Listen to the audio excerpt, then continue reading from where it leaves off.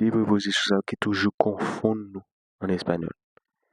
Mais qui c'est para et por. Mais qui gagne une fonction différente. Mais un résumé simple avec exemple pour chaque. Para, para c'est l'on parler de un but, objectif, direction ou bien destination. Nous allons exemple avec. Por, c'est l'on parler de cause, raison, passage, échange ou bien moyen. Donc, para lui-même, pour exemple, n'a pour objectif, exemple, estudio para aprender. Objectif qui fait étudier, c'est pour apprendre. M'étudier pour m'apprendre. Ok, ça c'est un objectif. Destination, salgo para México mañana. México, c'est pas Mexico. México mañana. Ok, qui veut dire ma partie pour Mexique demain. Ça c'est une destination. Quand nous allons prendre pour por. Por, nous disons c'est cause, raison, passage, échange ou bien moyen. Nous prenons cause, raison. Fue castigado por llegar tarde. Qui veut dire yo pinil parce que li en retard. Ok, parce que li en retard, yo pinil. Ça c'est cause, raison qui fait yo pinil, c'est parce que li en retard. Ok, passer dans un temps, dans un côté ou bien un passage. N'a dit pasamos por el parque. Pasamos por el parque. Nous passer dans le parc là. Ça c'est un passage. Ok, y un échange. Échange. Te doy $5 por el libro. Ma bao $5 pour livre là. Ça veut dire m'font échange. M'bo $5 et puis ou même ou bon livre là. Yo échange. Ok, laissons utiliser ou utiliser por. D'après moyen. Moyen, te llamé por teléfono. Te llamé por teléfono. Ok, te relé ou par téléphone. Par téléphone là, c'est un moyen. C'est moyen ça me dépassé. Te relé. Ok, donc, qui ça nous va le faire? Nous allons faire 30 phrases. Nous allons faire 30 phrases avec para, ou habitué plus utiliser. Nous allons faire 30 phrases avec por, ou plus utilisé. Vámonos. Ok? 30 phrases avec para. Para, c'est là où on va parler de but, objectif, destination. Nous allons faire phrases. Par exemple, este regalo es para ti. Qui veut dire, cadeau ça, c'est pour vous. Este regalo es para ti. Cadeau ça, c'est pour vous. Trabajo para ganar dinero. Trabajo para ganar dinero. M'a travail pour faire l'argent. Pour faire l'argent, m'a travail. Ça, c'est but qui fait m'a travail, ok? Este libro es para estudiantes. Este libro es para estudiantes. Livre ça, c'est pour élèves. Vamos para la playa. Vamos para la playa. Nous pouvons aller dans la plage là. El examen es para el lunes. El examen es para el lunes. Examen pour lundi. Estudia para sacar buenas notas. Estudia para sacar buenas notas. Étudier pour faire bonne note. Este vaso es para agua. Este vaso es para agua. Godet ça, c'est pour de l'eau. Salgo para Haití mañana. Salgo para Haití mañana. Ma parti pour Haïti demain. Ça c'est une et destination. Esta carta es para mi mamá. Esta carta es para mi mamá. Lettre ça, c'est pour maman. Este trabajo es para ti. Este trabajo es para ti. Travail ça, c'est pour. Este asiento es para mí. Este asiento es para mí. Est-ce que place ça, c'est pour moi? Lo hice para ayudarte. Lo hice para ayudarte. M'feli pour aider ou. Raison qui fait m'fel, c'est pour m'aider. Bien, bi qui fait m'fel, c'est pour m'aider. Un regalo para mi mejor amigo. Un regalo para mi mejor amigo. Yo cadeau pour pi bons amis moi.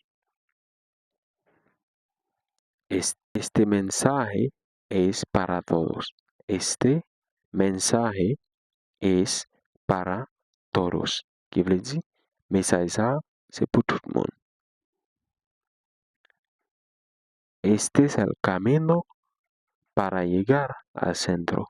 Este es el camino para llegar al centro. Este es el camino para llegar al centro. Chemin ça, c'est pour arriver dans le centre là. Dans le centre d'une ville, mais au centre d'un pays.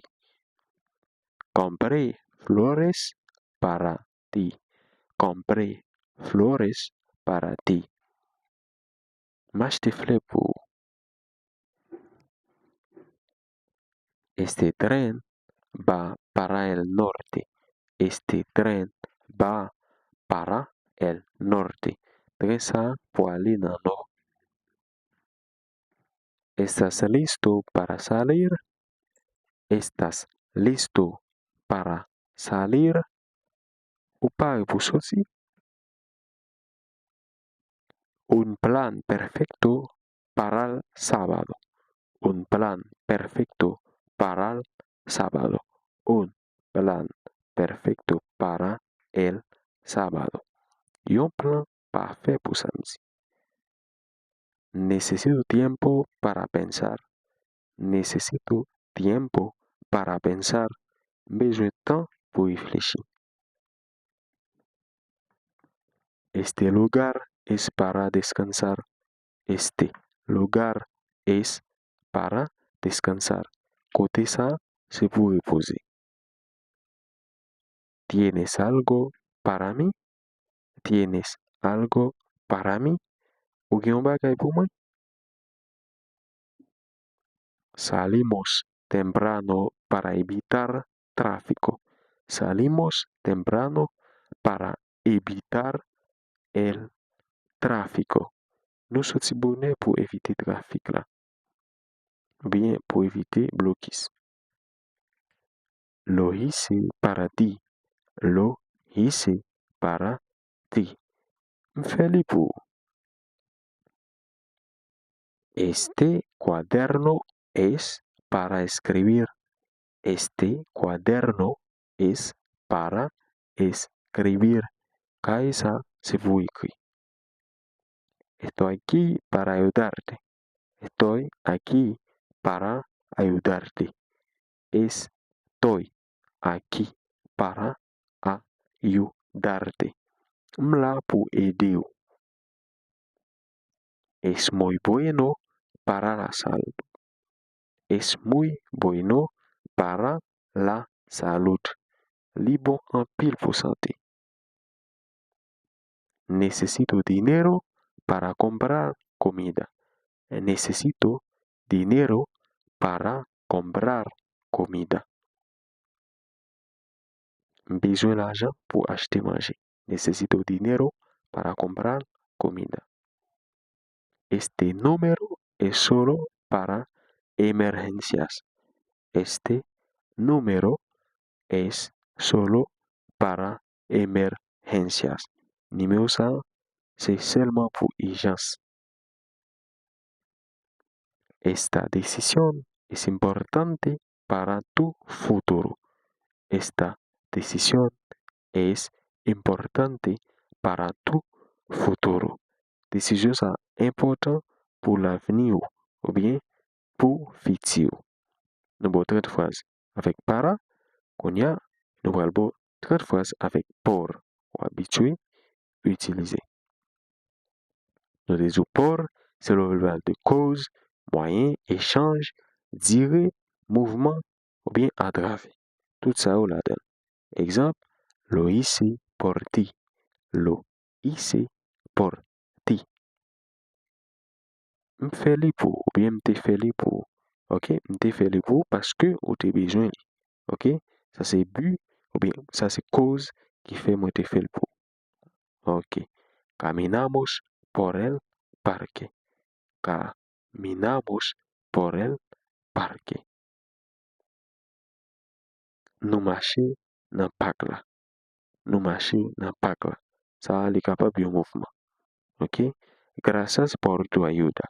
Gracias por tu ayuda. Merci pour aide. Ça qui fait me dire merci, c'est parce que ou aidé. Ça c'est but ou bien cause qui fait moi dire merci. Bah c'est clé. Bah exemple encore. Viajé por una semana. Viajé por una semana. Moi t'ai voyagé pendant une semaine. Pendant une semaine là, qui c'est duré. OK? Duré. Te cambio mi libro por tu cuaderno. Te cambio mi libro por tu cuaderno. M'a changé livre moi à cahier. Ça c'est un échange. Eh bien m'a utilisé por. M'a beau livre moi et puis m'a bon cahier. Ça c'est un échange. OK.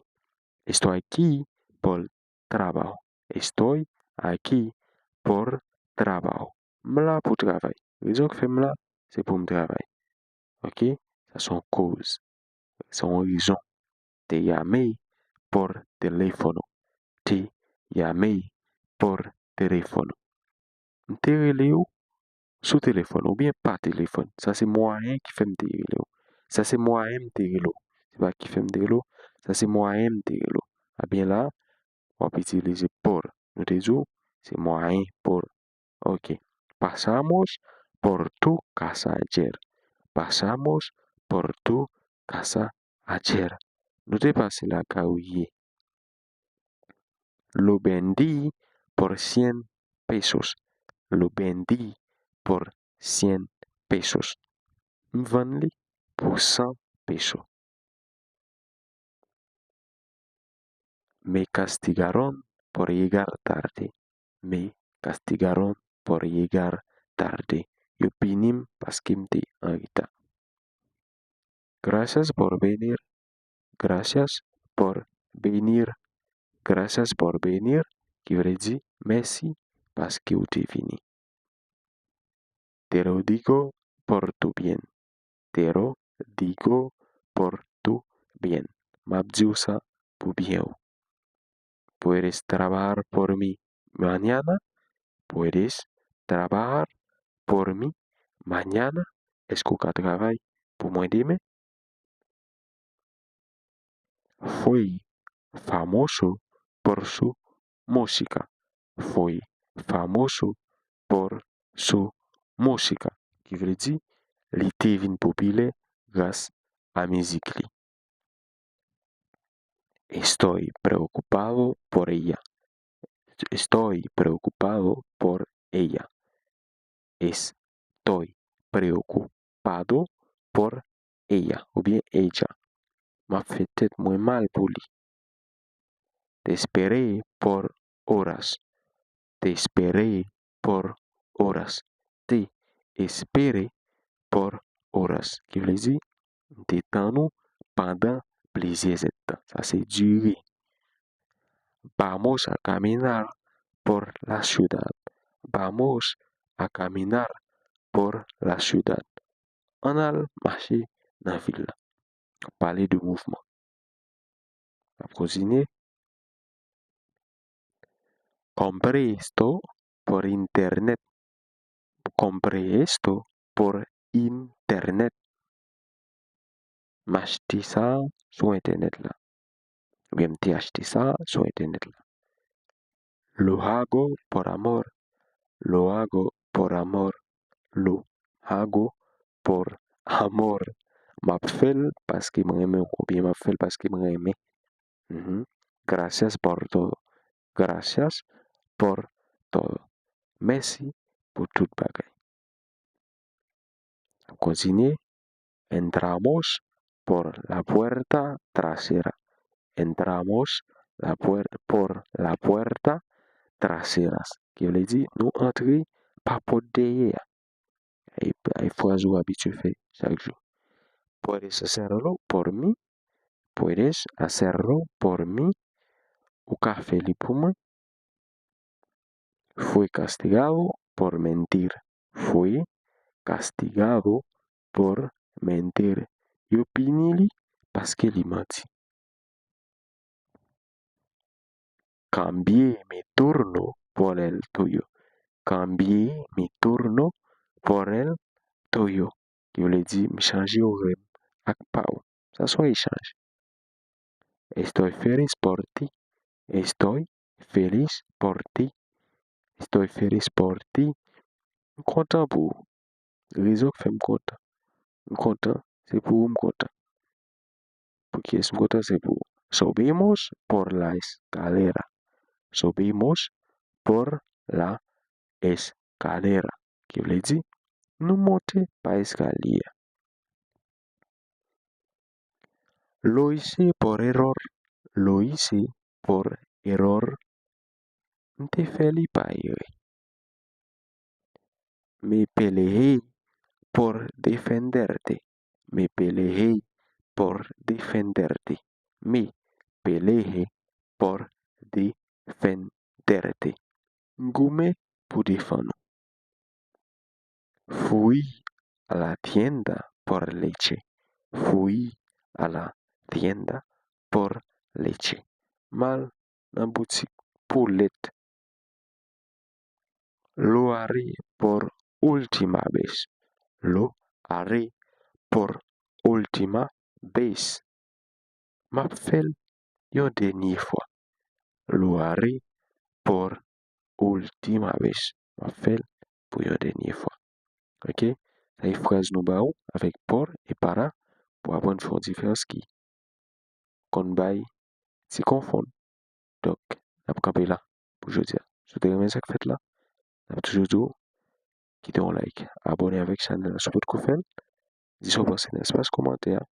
Allez, n'a tourné encore pour une autre plus belle vidéo. Bye bye.